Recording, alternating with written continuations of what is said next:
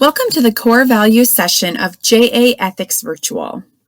This session should take approximately 20 minutes with 2 short videos, discussion, and a quick activity. On the right-hand side, you will notice some icons that will be used throughout the presentation. If the black icon is on the bottom right corner of a screen, you'll need to pause the video for the discussion or activity. To get us started, we are going to hear from JA volunteer, Judge Susan Sabers. Hello, everyone. I'm Susan Sabers, and I'm recording this in Sioux Falls, South Dakota. As perhaps you can tell from my courtroom or my robe, I'm a circuit court judge here in Sioux Falls, and I want to tell you a little bit about myself before I introduce the next segment. I'm 50 years old now. I was a lawyer here in Sioux Falls for almost 20 years before I was appointed to the bench to act as a judge here in Sioux Falls. I was appointed by Governor Dugard back in 2013. I did college out of state in Minnesota at the University of St. Thomas, but I came home for law school and went to the University of South Dakota School of Law. I worked for a judge right after law school and then practiced, as I said, for about 20 years, and now I am a judge. Right now, what I'm doing mainly is criminal work, meaning that I have to decide how long someone goes to jail or to the penitentiary if they've committed a crime. And sometimes when I talk about ethics, I think about how it overlaps with criminal difficulties. Ethics and crimes aren't the same thing, but we certainly bump into both in the work we do as a day-to-day basis. I'm supposed to introduce the segment on core values, and when they talk about core values, they've asked us to share a core value that we might honor in our daily lives. They define core values as a foundational principle or truth that guides your beliefs and behaviors. For me, probably my primary core value would be honesty, and I find that honesty, although at times gets you into trouble, it almost always gets you out of the same trouble. And I wanted to give a couple of examples of ethics and how it works in our day-to-day basis as you go into this first exercise. When I was in the legal practice doing cases as a lawyer before I took the bench as a judge, I had a senior partner at my law firm, and he was kind of our ethics go-to guy. If we wondered if we could take a case or if we wondered if we could do something in a given case, we would go and we would sit in his office and we would ask our questions and ask if he thought that it was a permissible thing to do under the ethical rules that we lived with as judges and as lawyers. And almost always he would begin his answer with, "If you're sitting and asking the question in my office, you probably already know the answer." And I think that's a fair rule to live by. If your gut is making you wonder, should I do this? Should I not do this? Your gut is probably telling you the answer, which is no, you shouldn't be doing it. Ethics for this program is oftentimes defined as what you do when no one is looking. And I think that's a great rule and a great definition and such an easy thing to take away here today. But I wanted to give you an example because when we talk about these core values, we're supposed to talk about how your choices in your life affect others. And I wanted to give a quick example. When I go to watch my youngest son in his sporting events, I oftentimes sit with the same family. And they have an older son who I typically sit with, and he's always on his phone. Always on his phone. And one day I showed up and he wasn't on his phone, and I asked him, "Where's your phone?" And he said, "Well, I lost it." And I said, "How'd you lose it?" He said, "Mom and Dad took it away because I got in trouble at school." And I said, "Well, what'd you do?" And he told me that he had posted just to one of his buddies on Snapchat. He had written something really quite mean about a gal that was in his class with him.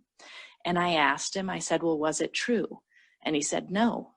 And I said, "So you sent a message to your friend that you knew to be not true and that you knew to be mean and hurtful." And he said, "Yep, that sounds about like what I did." And I said, "Well, that was pretty silly."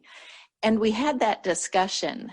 And I know that in the world of electronics and in the world of Snapchat and Instagram, we always think that we can get away with what it is we're posting. But our choices and what we write down does matter. Our choices do matter, and what we write down does matter. And I want you to think of that next time you're thinking, should I do this? Should I write this? Someone used to always tell me, Susan, don't write anything down on a piece of paper ever unless you would be comfortable seeing it up on a billboard. And I think of that and how we're using our electronics and our other systems in this today's world and thinking how much trouble that could keep us out of it.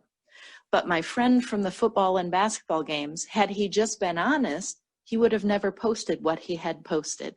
And his friend wouldn't have taken a screenshot and sent it on. And ultimately it ended up in the hands of the assistant principal at the high school.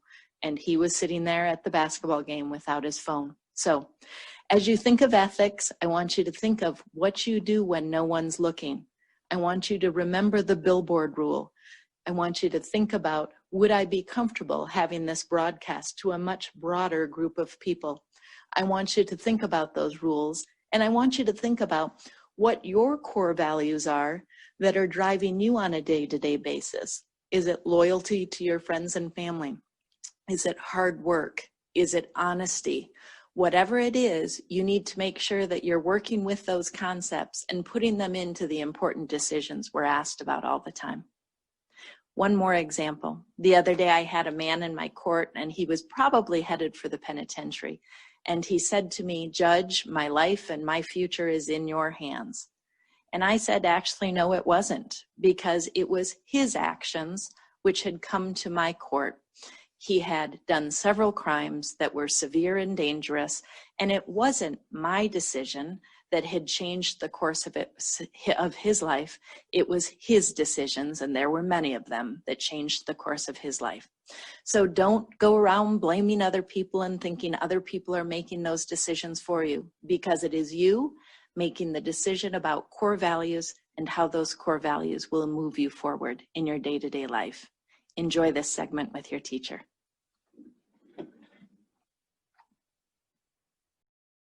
We are so grateful that Judge Sabers was able to bring that message to us virtually. Remember when she talked about the core values? Well, now we're going to have a discussion based on conflicting values, which is called an ethical dilemma. An ethical dilemma is a situation in which a choice has to be made based on conflicting values. For example, you made a commitment to your team to play in tonight's game, but you have a project that is overdue and you promised your teacher you would have it turned in tomorrow. There isn't time to do both. There's a conflict with values right there. Or maybe a friend has asked you to lie to her parents and say that she spent the night at your house. Do you choose honesty or friendship? As a class, take a moment to discuss how you make an ethical decision when you're facing a dilemma between two values. Be sure to pause the video now while you discuss and then push play when you are done.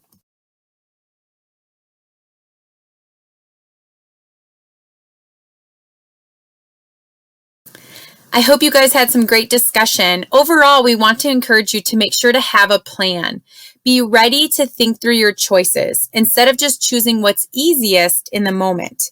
Remember, ethical dilemmas arise when there's a conflict between two values. That's why it is so important to think about your core values and what your strongest influence should be when a dilemma arises. Next, we're going to look at an ethical decision-making checklist. This is a process to help you think about the questions to ask yourself when facing an ethical dilemma.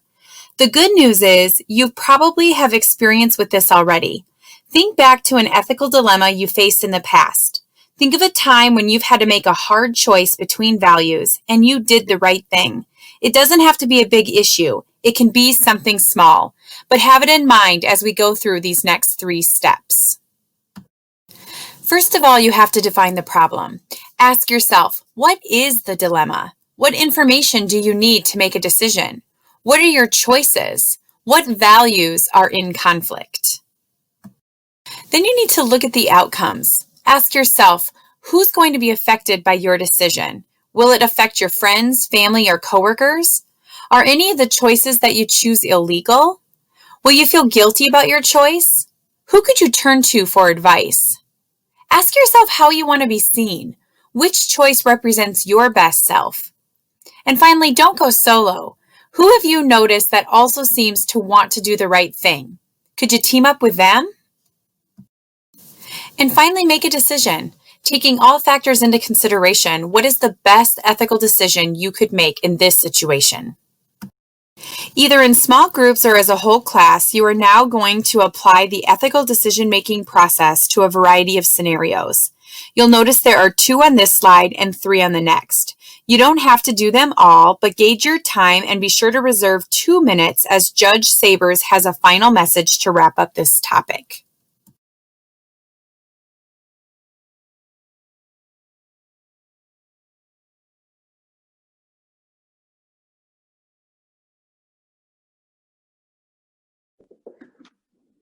Hello again, everyone. I hope by now you've had some fun having a discussion about core values with your teacher and your classmates. I want to leave you with a tiny little bit of homework from this session.